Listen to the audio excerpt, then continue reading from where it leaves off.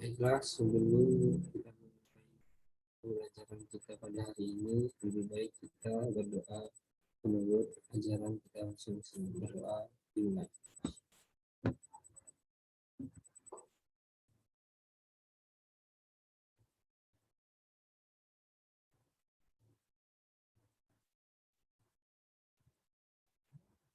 Doa selesai. Terima kasih, Alif.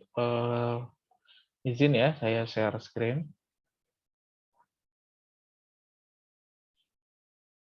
Jadi, di pertemuan sebelum MTS, kita sudah menjelaskan terkait metode seleksi tanaman menyerbuk sendiri, tapi populasinya ini ya,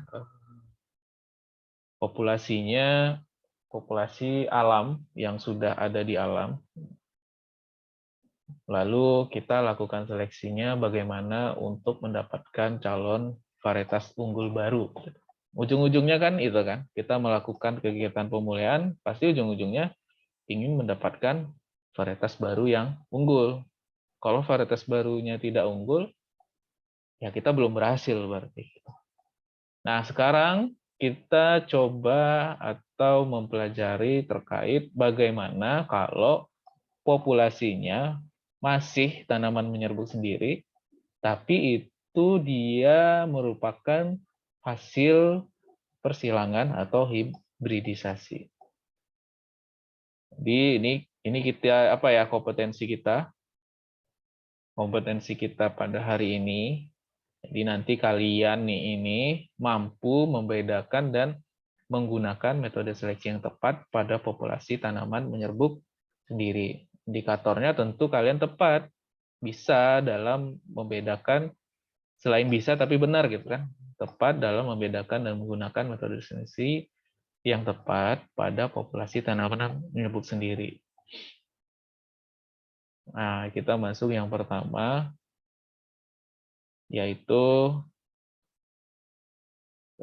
populasi hasil persilangan, ya. Oh, tunggu. Sepertinya ada yang salah slide-nya. Harusnya A dulu ya.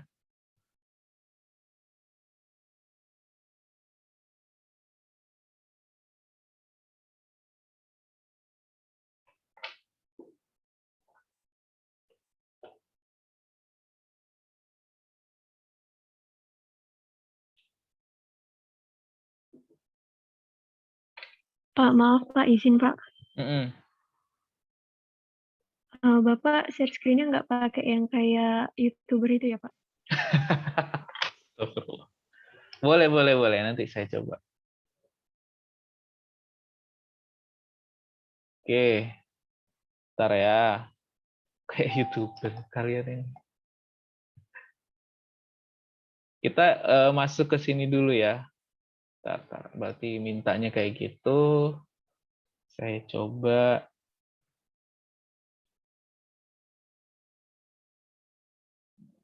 Ntar.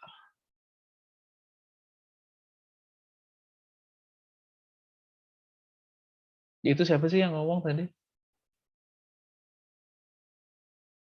Duiti ya Pak? Oh, Dwi.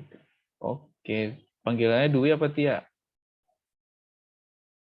Duit Pak. Duit. Uang dong. Iya Pak. Beneran uang panggilannya? Iya Pak, kata teman-teman kalau Duitia kepanjangan. Oh, kamu pasti anak nomor 3 ya? Gimana Pak? Anak nomor 3 ya? Nomor 2 Pak. Oh, udah pasti ya. Kalau Dwi itu anak nomor 2. Saya bercanda. Duit. Kamu lebih ikhlas dipanggil duit atau uang? Duit aja Pak. Duit. Dolar apa rupiah? Dolar Pak. Wah, berat ini. Mahal ini. Untung dia nggak bilang pound sterling ya, lebih mahal lagi nanti. Sudah kelihatan belum? Sudah, Pak. Oke, ya. Sudah, Pak.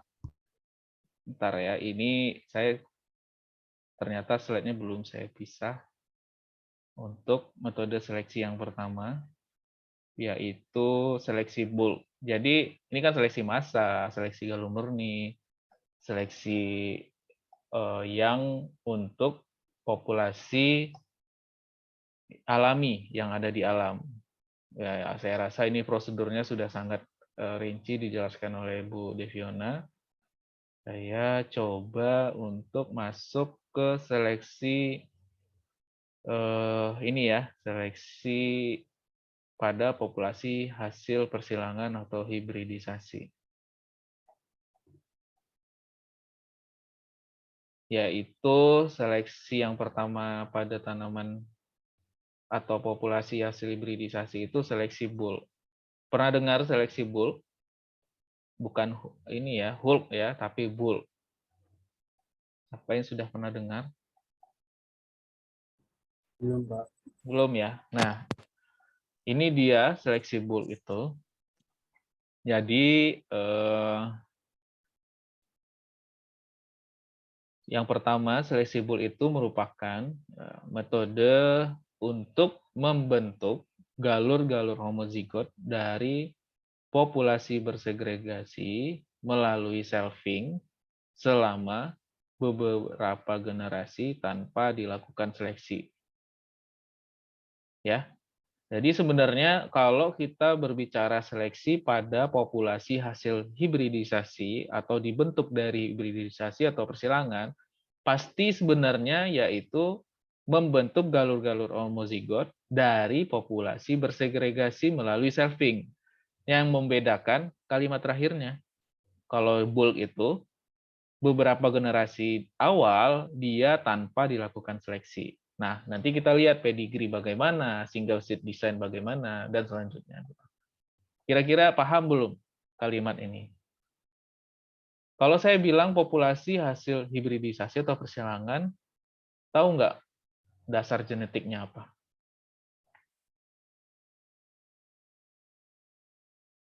Kalau segregasi, paham nggak yang mana? Belum, Pak. Wah, genetika sama saya nggak? Rasanya sama saya ya genetika. Kan, Pak. Tadi nggak ada yang tahu satupun segregasi apa? Belum, Pak.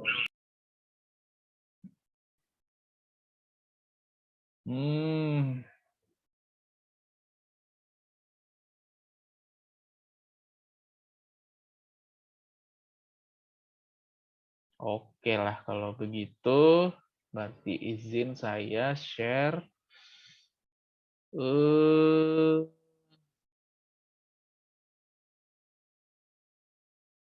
whiteboard.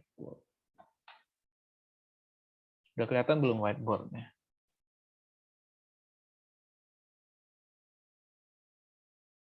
Sudah? Belum, Pak. Sudah, Pak. Sudah. Sudah, Pak. Aduh, ini sebenarnya nggak perlu diulang sih, nggak apa-apa lah. Segregasi itu ingat nggak kalian? Misalkan ada tetua ya, parent ya, ada misalkan ya, ambil satu gen, tetua jantan, silang tetua betina, ini tetua betina. Ingat ya, kalau betina selalu sebelah kiri, jantan selalu sebelah kanan. Hasil persilangannya apa? A besar A kecil, Pak. A besar A kecil, Pak. Saya tidak akan mengulangi bagaimana datangnya A besar A kecil ya. Karena di genetika sudah clear. Atau masih ada yang bingung dari mana datang? Jujur aja nggak apa-apa, saya nggak akan marah. Kan udah saya bilang. Datang A besar A kecil, masih ada yang bingung? Tidak ada, Pak. Tidak, Pak. Oke, berarti kalau saya lanjutkan, ini kan tetua, lalu disilangkan. Berarti ini merupakan hibridisasi kan? Atau persilangan. Ya, hibridisasi. Jadi populasi hibridisasi itu ini dasarnya.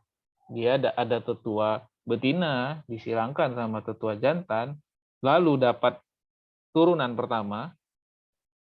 Turunan pertama ini di apa nih kalau saya gini, saya lingkarin tanda apa tuh? Silangkan kembali, Pak. Silangkan kembali, Pak. Iya. Silangkan kembalinya apa? Sama siapa disilangkan kembali? Sesamanya, Pak. Silangkan ke sesamanya, Pak. Sama F1. Agak kecil suaranya. Apa kalian juga kecil nggak? Siapa yang jawab tadi? Iya tadi, Pak. Aulia, Oh Pak. iya, Pak. Aulia. Iya, Pak. Jadi kalau saya gambar seperti ini, itu maknanya adalah sel, ya, selfing atau menyerbuk dengan dirinya sendiri. Cuman kalau pada binatang nggak bisa. Begitu juga pada manusia kan nggak bisa selfing kan. Satu-satunya yang bisa selfing ya tanaman. Nah, kalau saya selfing, hasilnya apa?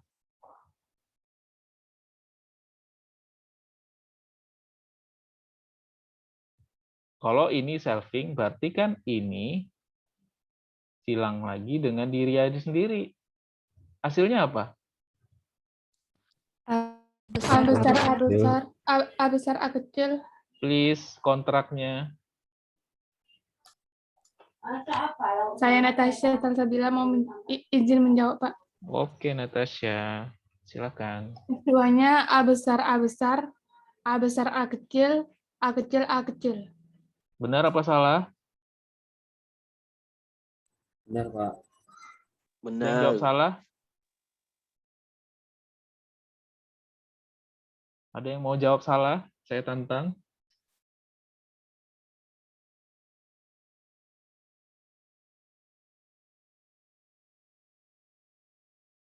Tidak, Pak. Oke. Sebenarnya bukan salah. Kalau saya tulis gini, boleh nggak?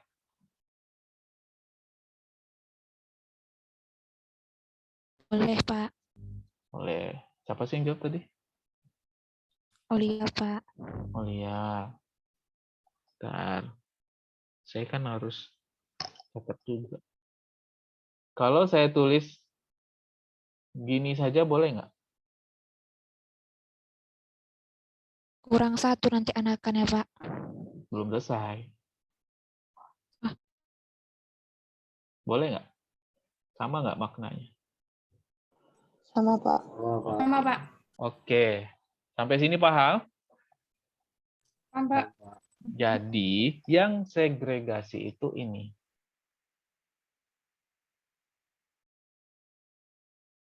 Dia bersegregasi. Ada yang A besar-besar, ada besar A kecil, ada A kecil A kecil. Itu yang dibilang populasi bersegregasi.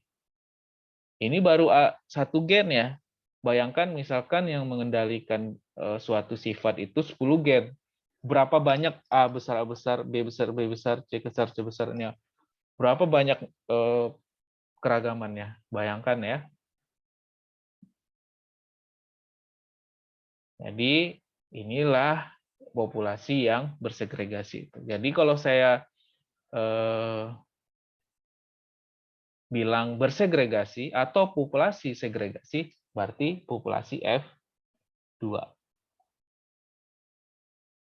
Jelas?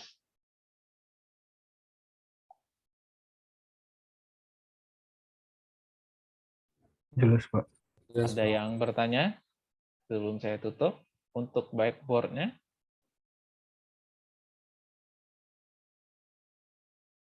Sudah cukup, whiteboard-nya sudah bisa ditutup. Yang butuh catat, silahkan dicatat.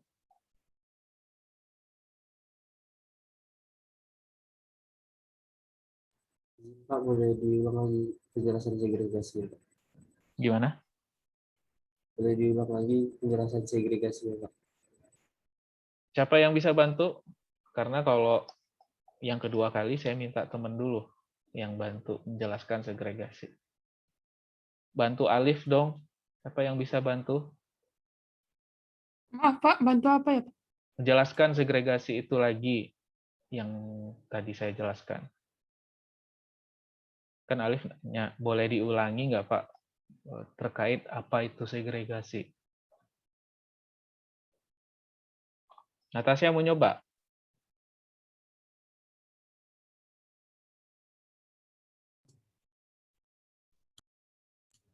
Belum Pak. Cobalah. Siapa yang mau nyoba? Daniel mungkin? Izin Pak, saya mau coba Pak. Daniel Siap. Pak. Jadi dari hasil persilangan selving tadi yang A besar A kecil disilang dengan A besar A kecil, maka didapatkan pembentukan gamet yang baru berdasarkan dari persilangan F1-nya, yaitu A besar A kecil, dan A kecil A kecil. Ini yang disebut sebagai segregasi. Kalau yang saya tangkap seperti itu, Pak. Ya. Bagaimana, Liv? Ya, Pak, silakan. Sebenarnya kan makanya saya bilang di genetika ini seharusnya lebih ring. Ini kan terkait hukum Mendel 1 dan hukum Mendel 2 kan. Iya, Pak. Jadi seperti itu.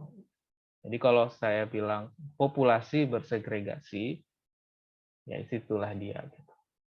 Makanya saya sebenarnya nggak mau mengulangi ini lagi sih, menyita waktu soalnya karena harus paham bagaimana hukum Mendel 1, hukum Mendel 2, makanya bisa dia memisah seperti ini. Intinya segregasi nanti dihasilkan keragaman yang paling tinggi karena ada 25% A besar-besar, 50%-nya A besar A kecil, lalu 25% lagi A kecil A kecil.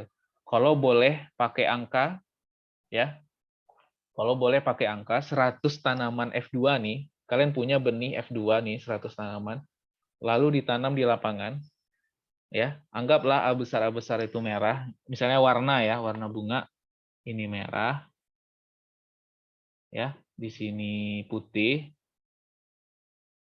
di sini juga merah gitu. Misalkan ya dia jangan warna deh, biar angkanya jelas ya. Jangan warna. Misalkan A besar itu hasilnya 1 kilo atau 1,5 kilo. Lalu A besar A kecil itu 1 kilo, misalkan aja ya. Sini 5 kilo.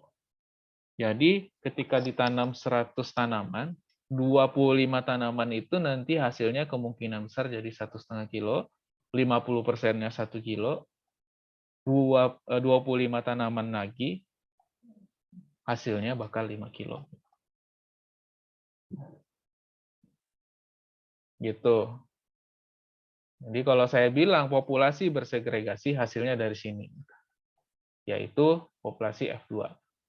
Coba bayangkan kalau yang mengendalikan gennya ada 5 aja gitu. Berapa banyak panjang di sini kan? Peluangnya kan?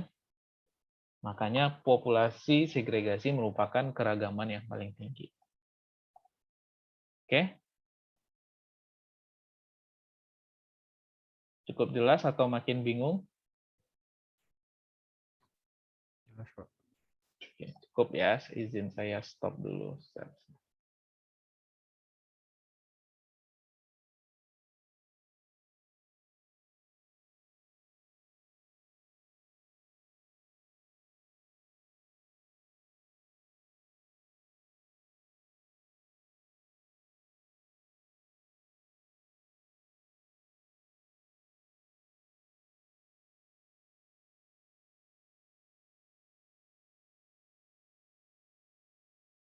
Nah, Kita masuk lagi ke seleksi bulk.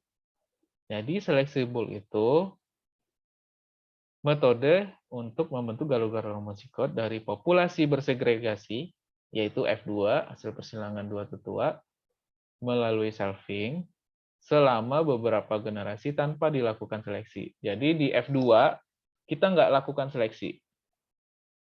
Kita biarkan aja dia menyerbuck sendiri, lalu ambil benihnya, ambil buahnya ya, buah diekstrak jadi benih, benihnya ditanam F3 gitu.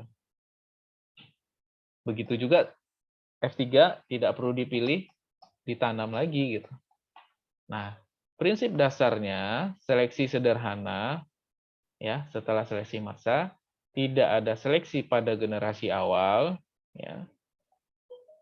Lalu pada generasi awal penanaman dengan jarak tanam rapat dan dipanen secara gabungan. Nah, disinilah makna dari bulk itu. Jadi misalkan nih F2 ditanam, ya, ditanam, lalu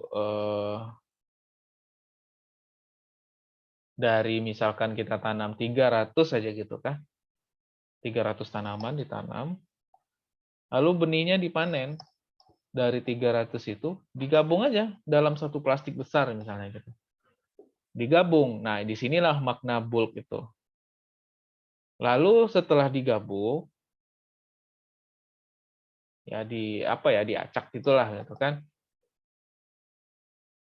Itu yang akan ditanam lagi ke generasi selanjutnya. Misalnya F2, ambil benihnya di bulk. Benih itu kan benih F3, lalu ditanam. Ditanamlah benih F3 itu tanpa dilakukan seleksi. Jadi ditanam rapat ini maksudnya ya. Kalau dia ditanam rapat kan dia akan bersaing kan.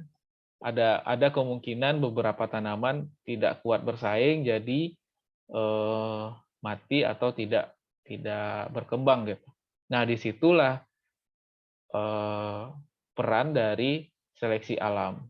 Makanya di sini prinsip dasarnya yang keempat, pada generasi awal seleksi dilakukan oleh alam karena kita menanamnya dengan rapat. Lalu selanjutnya prinsipnya yaitu seleksi baru akan dilakukan pada generasi F5 atau F6. Di mana pada F5 dan F6 ini tingkat homozigositasnya sudah tinggi. Jadi sudah mulai berkumpul gen-gen yang homozigotnya. Lalu yang perlu kalian tangkap, sesuai untuk heritabilitas rendah hingga sedang. Jadi kalau misalkan kita punya populasi gandum, ya misalkan. Gandum kan menyerbuk sendiri tuh. Ternyata ketika kita cek nilai heritabilitasnya, dia rendah hingga sedang. Nah, kalau bisa kita seleksinya bulk.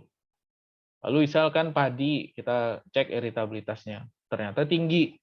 Ya kita nggak usah pakai bulk. Makanya di sini prinsipnya sesuai untuk heritabilitas rendah hingga sedang. Ada pertanyaan sebelum saya lanjut slide-nya?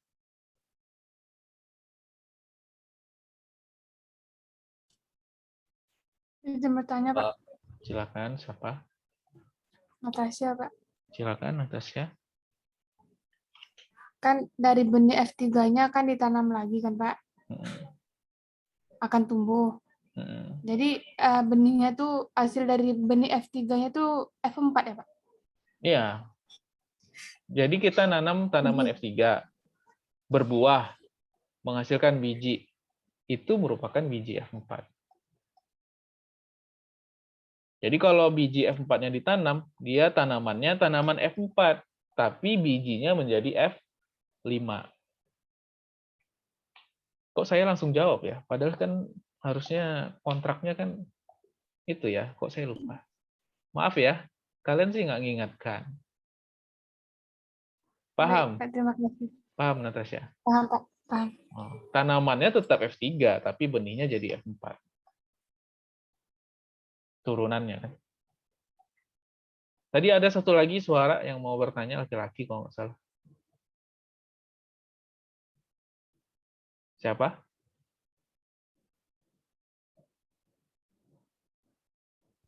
Izin bertanya Pak Daniel.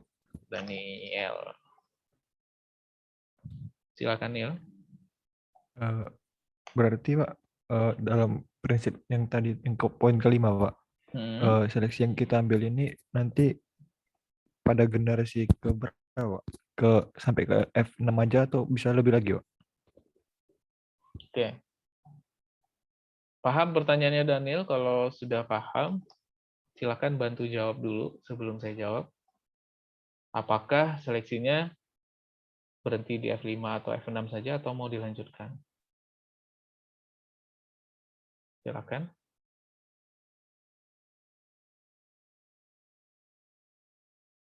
Jangan lama-lama ya. Kalau ada yang bisa jawab, silakan.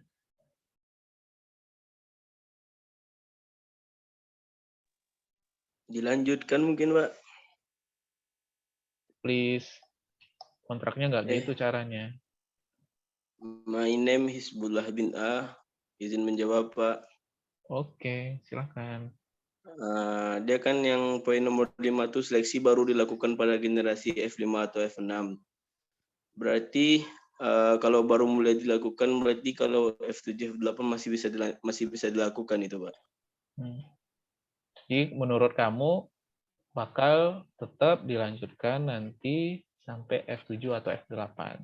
Gitu ya, Bulah ya. Pak izin menjawab Pak Natasha. Silakan. Kalau menurut saya F5 sampai atau F6 itu udah mentok gitu. Soalnya homozigot pada F5 atau F6-nya tuh udah banyak, udah tinggi. Jadi ada dua versi nih, kata Hizbullah.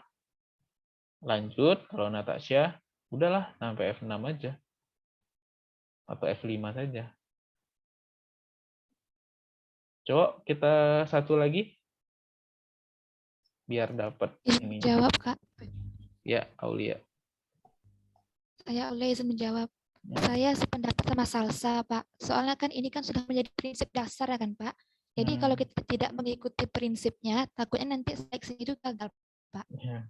Oke, prinsip itu harus dipegang ya, betul ya Aulia. Coba kita baca lagi yang nomor 5. Seleksi baru dilakukan pada generasi F5 atau F6. Ya. Maknanya ada nih populasi F5 udah ditanam kan. Baru kita seleksi. Seleksi tahu kan maksudnya? Kita pilih kan? Kita pilih yang bagus, kita pilih yang bagus. Misalkan di F5 itu kita tanam 100 tanaman. Nah, kita pilih 10. Ya, kita pilih 10 misalkan. Mau nggak mau, seleksi yang kita ambil ini, atau tanaman yang kita seleksi atau yang kita pilih ini, kan kita mau tahu benar nggak? Tentu harus dilanjutkan dulu ke F6. Gitu. Makanya kalimatnya kan jelas tuh, seleksi baru dilakukan pada generasi F5 atau F6. Sementara kalau mau tahu hasil seleksi kita atau bagus itu atau tidak, tentu harus ditanam lagi gitu. Jadi jawabannya sebenarnya kita lanjutkan lagi sampai generasi 6, 7, atau 8. Gitu. Baru kita tahu seleksi kita tuh berhasil apa enggak. Gimana, Hizbullah? Tadi open mic mau nyampaikan apa? Setuju, Pak. Ya, gitu ya. Tadi ternyata Natasha ini panggilannya Salsa ya. Gitu Salsa dan Aulia. Daniel ya yang menyampaikan atau melemparkan pertanyaan. Bagaimana? Paham maksudnya? Paham, paham. Jelas ya? Oke. Saya lanjut ya. Nah, ini prosedurnya. Kalau tadi prinsipnya harus dilaksanakan, ini prosedurnya. Kita melakukan persilangan antar tetua homozigot. Jadi syarat menjadi tetua harus homozigot. Saya nggak akan ngulangin apa itu homozigot, heterozigot ya. Kalau masih bingung, tapi nggak apa-apa. Kalau masih bingung, sampaikan. Udah bisa bedakan homozigot, heterozigot kan?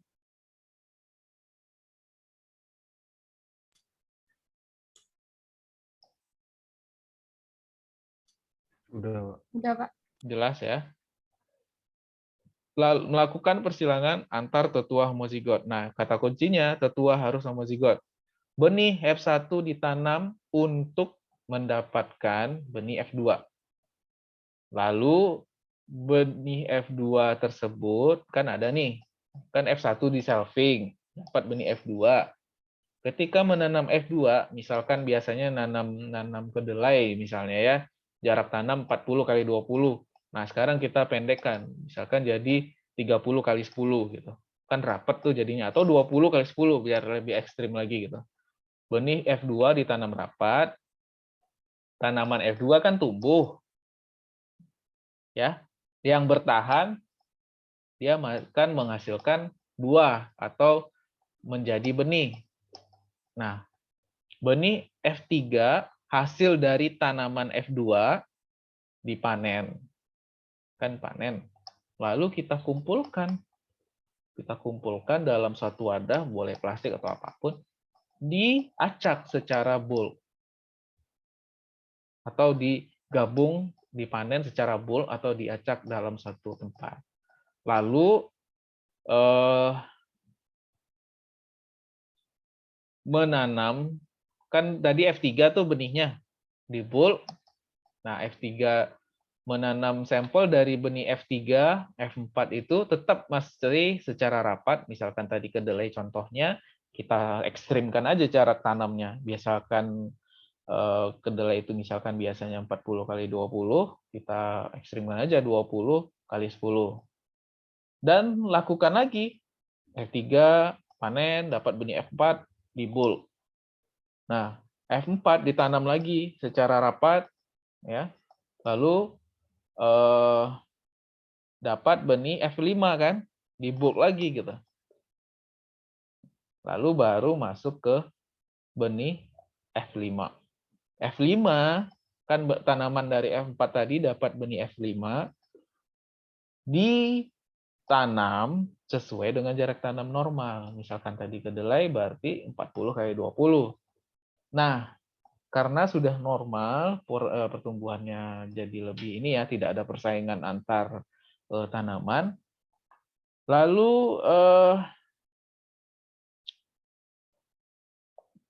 baru kita lakukan seleksi. Ya. Nih. Benih F5 berarti kan tanaman F5 tuh tumbuh, baru kita pilih, oh ini bagus nih. Oh ini besar nih panennya nih, yield-nya tinggi nih gitu kan. Baru dipanen. Benihnya menjadi F6 kan? Karena tanaman F5 ditanam jadi F6. Baru dipisah. Misalkan F5 tanaman nomor 3. Bil, bungkus, kasih nomor. Lalu yang bagus lagi selanjutnya misalkan tanaman F5 nomor 100. Berarti kita tulis di benihnya F6 strip 100. Gitu. Nah, begitu selanjutnya sampai seleksinya mau berapa persen. Misalkan dari 300 tanaman, kita pilih 10%, berarti ada 30 kantong benih nanti itu dari tanaman F5. Lalu dari 30 plastik benih F6 itu baru diuji. Ditanam misalkan satu petak F6 nomor 3 tadi misalnya. Tanam satu petak, misalkan total tanamannya 20. Lalu benih yang nomor 100 tanam dalam satu petak. Gitu prosedurnya. Kira-kira ada yang mau didiskusikan terkait prosedurnya?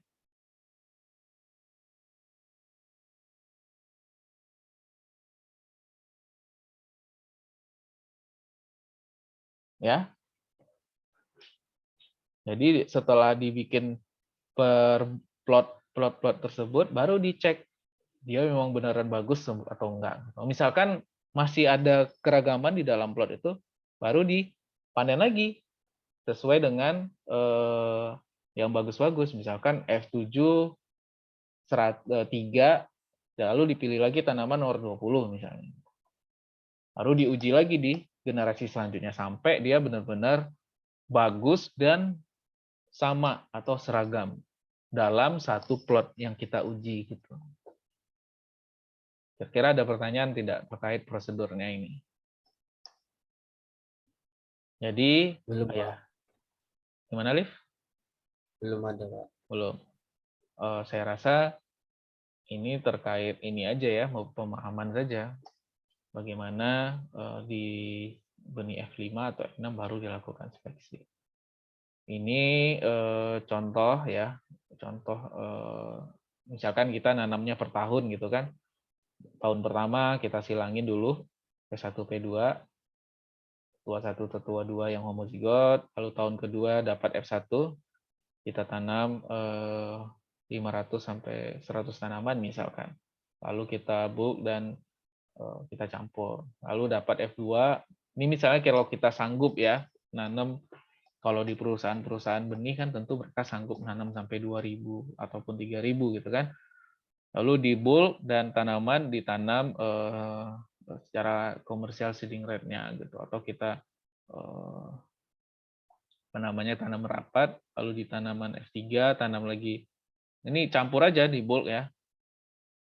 Lalu di F4-nya di tahun kelima tanam lagi, kita bulk lagi. Di tahun ke-6 ada dapat generasi 5. Ini baru kita tanam dia secara berjarak. Space plan kan di sini kan. Lalu baru kita pilih tanaman yang superior atau yang bagus.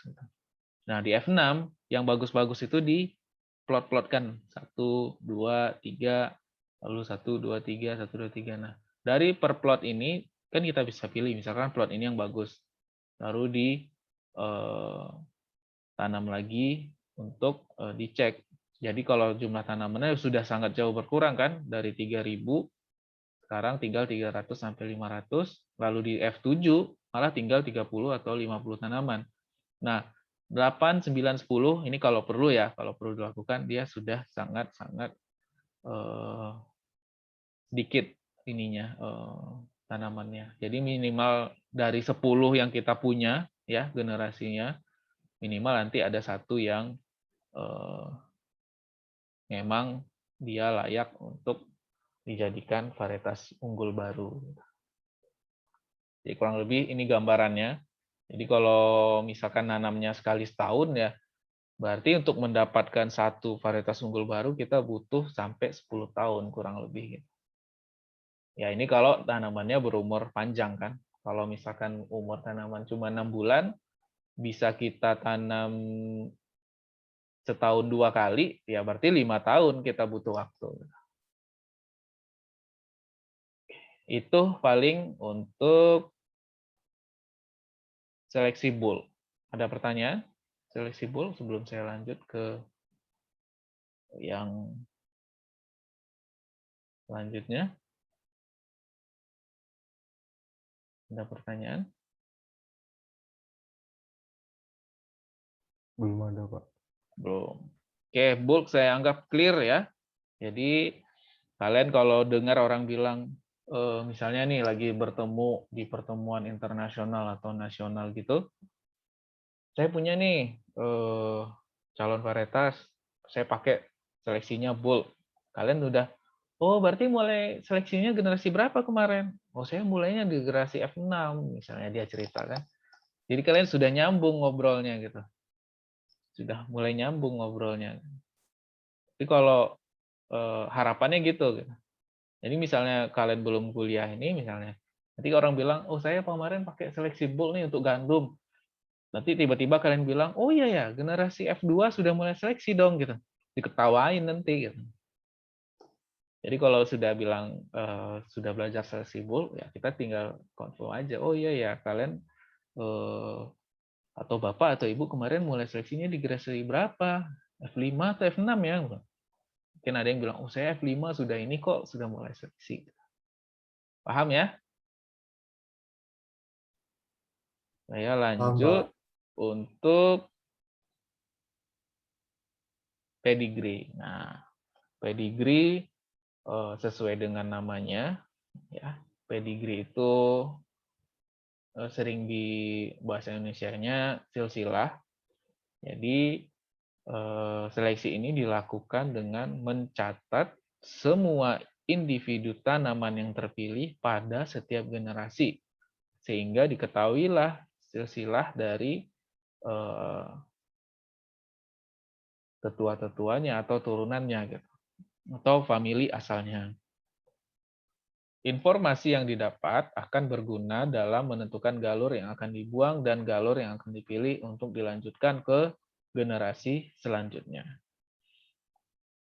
Jadi kalau kita nih, ya, misalkan ya si apa ya contohnya, misalnya si Daniel gitu kan, kamu Daniel marganya Ginting ya. Iya, Pak. Nah biasanya marga-marga apa ya yang bermarga itu biasanya lebih jelas itu, misalnya si Ginting orang tuanya ibu borunya apa? Gin, Daniel. Mama Sirait, Pak. Sirait. Nah, jadi itu tahu itu nanti Daniel orang tuanya, bapaknya marga Ginting, ibunya Sirait, lalu di atasnya lagi kan neneknya apa, nikah sama kakek marganya apa, lalu dari ibu nanti ketahuan lagi gitu. Nah, kurang lebih seperti itu. Jadi jelas ini turunan siapa, anak siapa. Nah, itu biasanya dicatat. Nggak tahu ya kalau di apa di beberapa suku di Minang atau mungkin suku di mana, daerah mana gitu, mereka suka bikin silsilah, pohon silsilah. Itu nenek moyangnya siapa namanya, punya anak 5, lalu anaknya ini punya berapa. Nah, itu kurang lebih seperti itulah gambarannya. Nah, di seleksi pedigree begitu. Dicatat, misalkan di F2 tanaman nomor 100, catat. Dipisah benihnya, nggak kayak bulk tadi. Kalau bulk kan F2 masukin aja dalam satu kantong gitu. Kalau ini tidak. Itu bedanya dengan bulk. Nah, ini masuk ke prinsip dasarnya. Prinsip dasarnya intinya menggabungkan sifat baik dan sifat jelek pada kedua tetua. Karena ini ya, kita kan tidak bisa memilih tetua yang baik-baik, semuanya pasti ada yang membawa sifat-sifat atau karakter-karakter jelek. Misalkan kita contohkan tomat gitu kan. Jadi tomat itu sifat baiknya misalkan per buahnya sampai 30 gram gitu kan. Besar gitu kan misal buahnya. Tapi jumlah buahnya sedikit gitu. Ya. Lalu kita mau membuat bobot per buahnya masih bagus, ya bisa sampai kok 30 gram besar banget ya. Misalkan 5 gram atau 7 gram gitu kan. Nah, kita pengen jumlah buahnya banyak. Tapi jumlah buah yang banyak itu biasanya kayak tomat cherry gitu. Tomat yang kecil-kecil itu jumlah buahnya bisa satu pohon itu misalkan sampai 100 gitu. Atau sampai 80 buah gitu. Nah, itu yang disilangkan misalkan. Makanya prinsip dasarnya itu pasti menggabungkan sifat baik dan sifat jelek pada kedua tetua. Seleksi dilakukan pada generasi awal atau segregasi tertinggi. Kalau saya bilang segregasi tertinggi, itu F berapa? F5, F4, F3, F2, atau F1? F5, Pak. Yakin ya?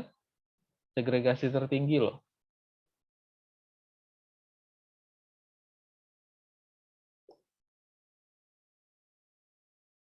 F1, F2, F3, atau F4, atau F5? F1 ya, Pak. Yakin ya? F2 ya, Pak. Siapa tuh yang jawab? Aulia, Pak. Masa saya harus mengingatkan terus sih? Please lah, laksanakan ininya. Kenapa F2, Aulia? Kalau F2 itu udah 16 anakan ya Pak. Kan digabungkan sifat jelek sama sifat baiknya. Kalau digabung dapat F1-nya nanti 4. Nanti dihilangkan sama F1 dapat F2 itu 16 Pak. Ya, kalau kita berbicara dua sifat ya. Jadi kalau F1 itu Daniel 100% dia dalam keadaan heterozigot, benar nggak? Kalau misalkan A besar silang A kecil, F1-nya kan pasti 100% A besar A kecil. Belum ada segregasi kan di situ? Ya, Nil ya? Segregasi itu terjadi di F2 dan yang paling tinggi itu tentu di F2. Paham ya? Yang lain juga ya, bukan Daniel saja ya. Lalu prinsip selanjutnya, seleksi berdasarkan fenotip yang kemudian ditanam dalam baris atau plot. Dilihat di F2 itu kita lihat fenotip itu udah maksudnya kan yang kelihatan. Misalkan buahnya besar-besar atau buahnya banyak dalam satu pohon. Nah, itu yang kita pilih, seleksi kan. Lalu seleksi kemudian ditanam dalam baris dan plot. Seleksi dilakukan terhadap individu terbaik dalam famili terbaik. Jadi yang di F2 kan pertanaman tuh. Dapat F2 nomor 5, 1. Misalnya. F2 nomor 7, 1. Nah, di F3-nya ditanam dalam baris atau plot. Misalkan 20. F3 nomor 5 tadi itu ditanam 10 tanaman. Kan dia yang terbaik familinya kan. Lalu dipilih lagi. Dari 10 tanaman itu diambil yang individunya terbaik. Tapi tidak digabung plastiknya. Plastik benihnya. Dikumpulkan satu plastik itu untuk satu individu. Lalu individu terpilih harus dicatat sifat-sifat baik dan jeleknya. Informasi ini berguna untuk menentukan keputusan yang akan diambil. Apakah akan dibuang atau dipilih untuk generasi berikutnya. Silsilah dari setiap galur tercatat dan diketahui informasinya. Ini misalkan F3 nomor 5 tadi itu karena buahnya besar-besar, tapi jumlah buahnya nggak terlalu banyak. Nggak apa-apa dicatat. Lalu seleksi prinsip selanjutnya, seleksi individu dilakukan dari F2 hingga F4. Sedangkan ya seleksi individu ya, jadi memang ambil satu tanaman, masukkan dalam satu plastik benihnya. Itu hanya dilakukan hingga F4. Sedangkan pada generasi F5, seleksi berdasarkan baris per plot. Jadi mau dilihat dalam satu plot itu emang bagus semua apa enggak, itu udah dilakukan pada generasi F5. Sementara pada F2, F4, ya udah pokoknya dalam satu baris itu ada yang bagus, satu langsung ambil. Nggak memperdulikan dalam satu baris atau plotnya itu, satu petakan itu, ada dia secara umum jelek. Nggak apa-apa, tetap dipilih individunya. Tapi dilakukan hingga F4 saja. Sedangkan F5-nya berdasarkan baris dan plot. Nah, untuk pedigree ini, cocoknya atau sesuai untuk sifat-sifat yang heritabilitasnya tinggi. Nah, kalau punya tanaman yang informasi heritabilitasnya rendah, nggak cocok dipakai seleksi pedigree. Ya. Itu untuk prinsip dasar seleksi pedigree. Bedanya sama bulk, lebih ke cara memanen benihnya. Kalau pedigree langsung dipisah per individu, kalau bulk digabung aja sebanyak tanaman yang ditanam. Ada pertanyaan?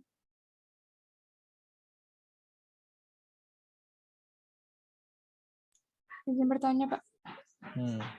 Siapa nih? Natasha, Pak. Berarti di F5 itu udah melakukan seleksi antar tanaman yang berbeda-beda, Pak. Maksudnya tuh kan Gimana? awalnya seleksinya antar individu aja, Pak, gitu. Nah, pas di F5-nya itu kayak udah bercampur gitu ya, Pak. ada yang bisa bantu jawab sebelum saya jawab pertanyaannya Natasha?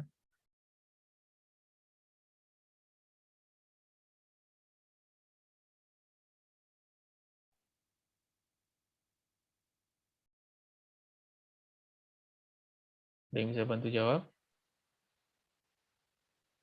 Atau kita tahan dulu ya, Natasha ya. Kita masuk prosedur, jadi nanti kebayang pertanyaan kamu itu jawabannya apa. Atau tadi siapa yang mau, suara siapa tadi? Belum Pak, Isbul Pak. Oh ya belum ya. Nanti kita tahan dulu ya, pertanyaan Natasha kita keep dulu. Nanti kita coba bisa nggak terjawab di prosedur ini. Oke Natasha ya. Jadi prosedurnya, ya kan pertama disilangin 2 tetua homozigot, lalu dapat F1, lalu F1 ini disalving, dapat benih F2, itu merupakan segregasi tertinggi. Nah, di generasi F2 ditanam berjarak agar memudahkan proses seleksi. Misalkan kita tanam 500 tanaman, kalau di padi mungkin lebih ekstrim ya, bisa 2.000 sampai 6.000 tanaman. Lalu seleksi dilakukan dengan ketat, bisa menggunakan intensitas seleksi 5% sampai 10%. Misalkan 500, 5%-nya berapa?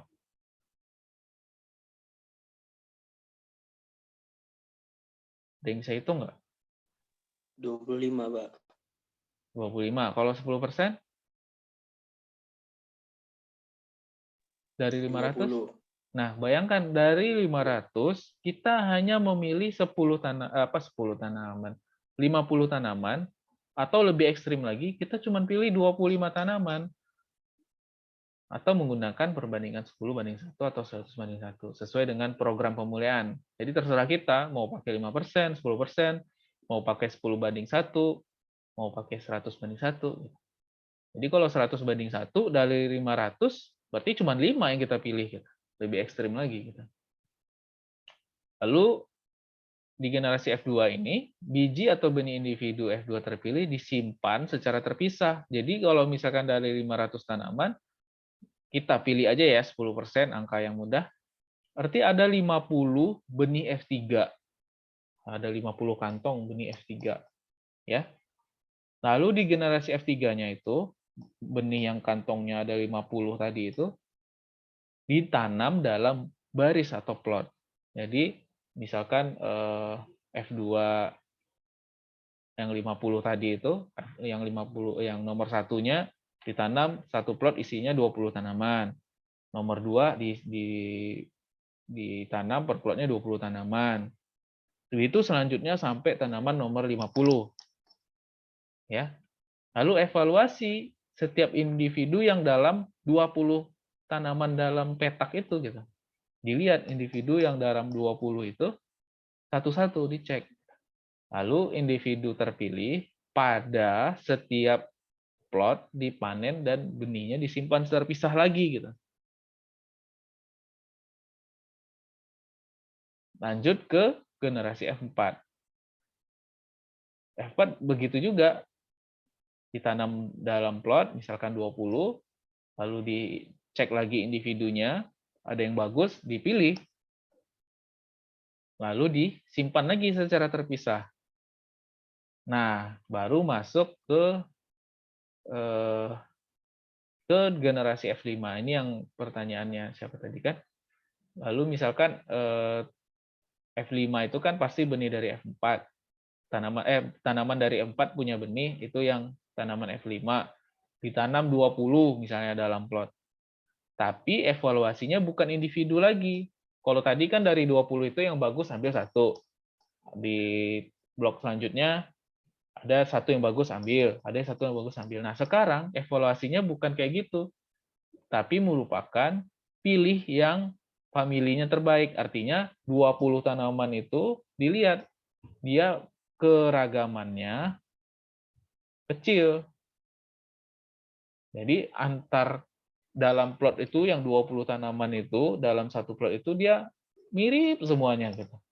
Tapi dibandingkan sama tetangga sebelahnya atau plot-plot yang lainnya, dia berbeda gitu. Misalkan di sini plot 1 itu besar-besar semua gitu kan. Di plot sebelah kecil-kecil semua. Nah, kalian tinggal pilih.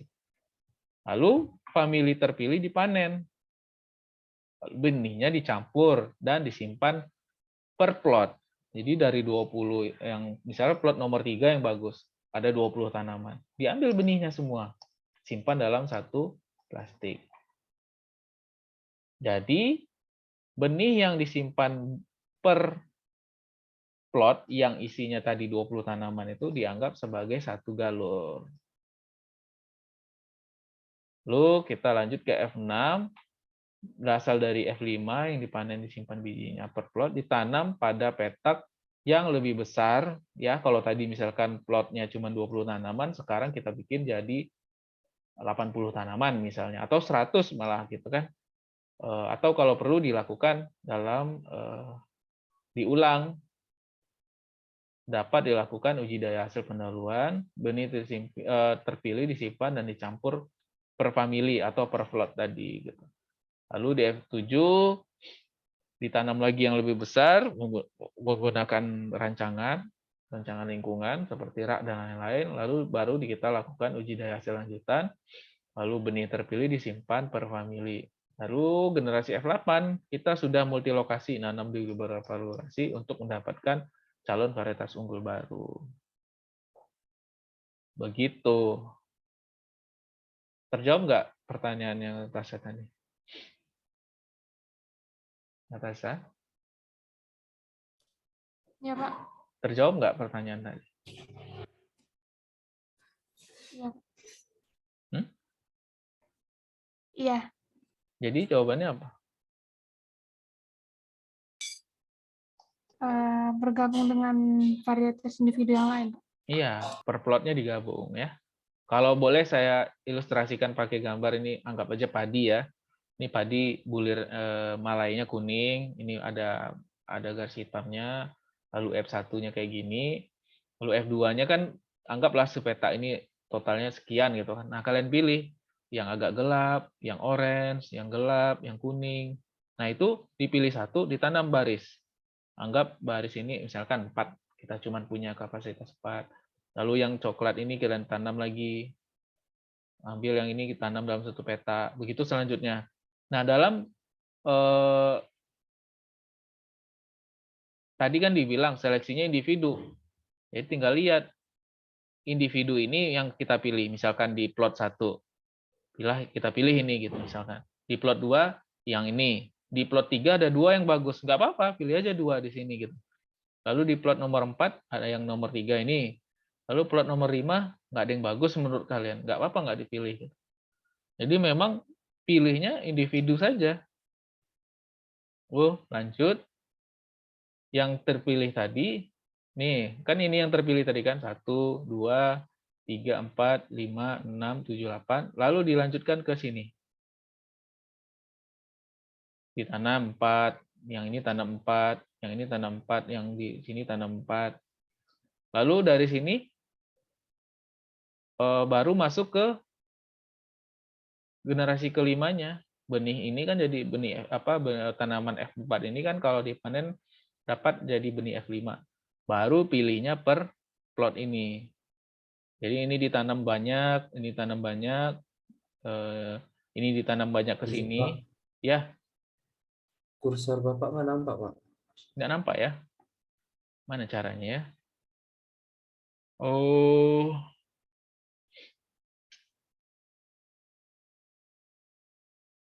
Saya mau annotate itu gimana caranya?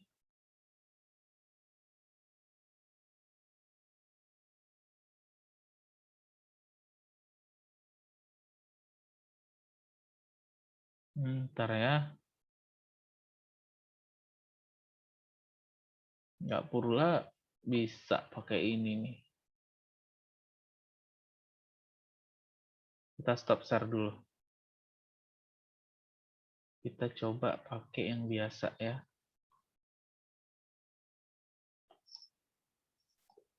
Kalau gini bisa mungkin.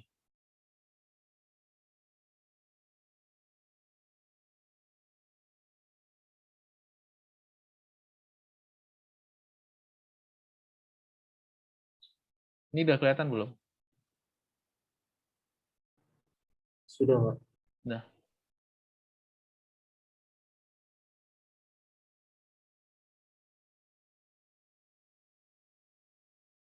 Nah, misalnya nih. Nih, kita udah sampai sini tadi kan. Benih ini tanam dalam satu plot, ada 4 tanaman misalnya. Yang ini tanam juga dalam 4 tanaman. Ini tanam juga 4 tanaman. Ini tanam juga 4 tanaman. Gitulah selanjutnya. Nah, kalau sudah masuk ke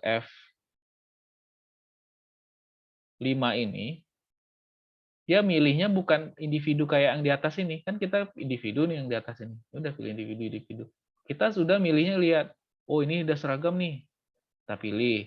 Ini cukup seragam karena dari 4 cuma 1 yang beda. Ya udah kita pilih.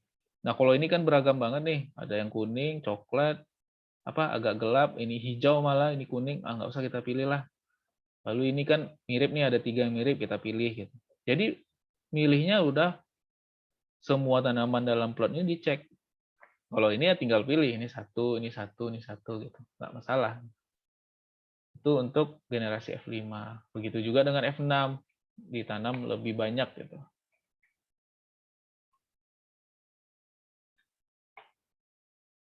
Nih, F6. Ini udah mulai kalau perlu pakai ulangan, ulangan 1-nya, ulangan 2, lebih banyak lagi kotaknya. Gitu juga dengan F7 gitu. Kurang lebih seperti itulah. Nah, ini terkait kelebihan dan kekurangan dari pedigree. Yang pertama, hanya keturunan unggul saja yang dilanjutkan. Karena dari 500 kan cuma 50 tadi yang kita lanjutkan. Lalu menghemat lahan karena jumlah tanaman tiap generasi semakin sedikit. Lalu selanjutnya silsilah dari galur ketahui, sementara kekurangannya kita capek harus catat setiap generasi, lalu banyak genotipe akan terbuang pada saat masih bersegregasi. Ya, terbuangnya gara-gara apa? Dari 500, masa yang kita cuma pilih 50. 450 itu ya kita anggap ini ya, kita anggap tidak gunakan, malah kita tidak panen gitu. Itu dia terkait yang pedigree. Itu terkait seleksi pedigree, ada yang mau didiskusikan? Karena ini sudah jam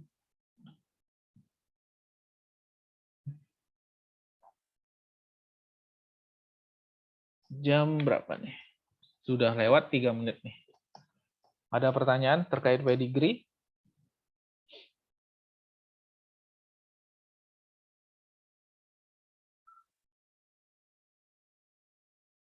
Cukup? Belum, Pak.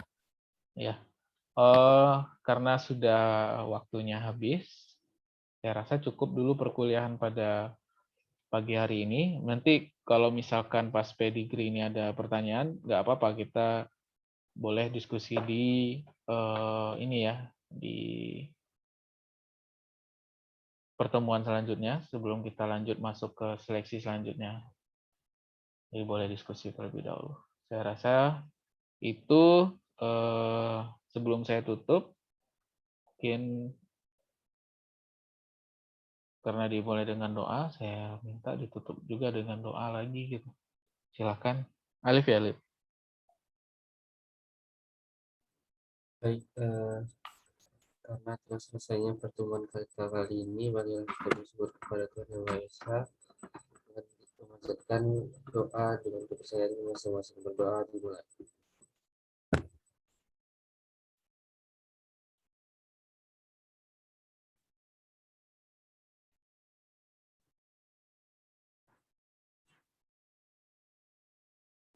Doa selesai.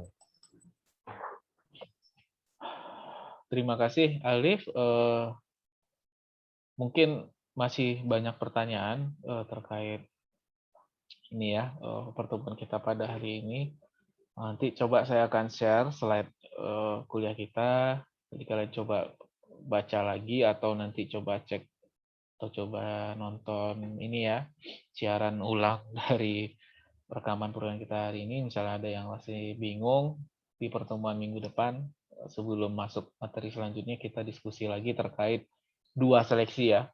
Ada bulk sama pedigree. Mungkin itu, saya mohon maaf atas segala kekurangan. Ini sudah lewat beberapa menit, saya minta maaf juga. Sekian dari saya. Wabillahi taufiq wal hidayah. Assalamualaikum warahmatullahi wabarakatuh. Waalaikumsalam warahmatullahi wabarakatuh. Jazakallahu khairan, Pak.